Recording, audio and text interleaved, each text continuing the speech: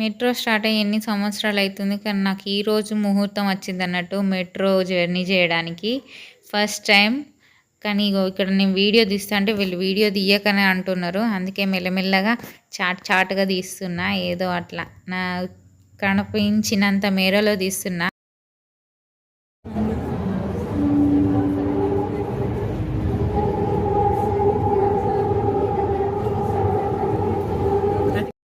దీంట్లో వెళ్తుంటే సౌండ్ ఎట్లా వస్తుంది, గుయ్యం అని భలేగుంది కదా. కామ్గా వెళ్తుంది.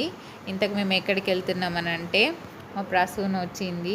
అక్క, నేను, ప్రసూన షాపింగ్కి వెళ్తున్నాం. దసరా షాపింగ్.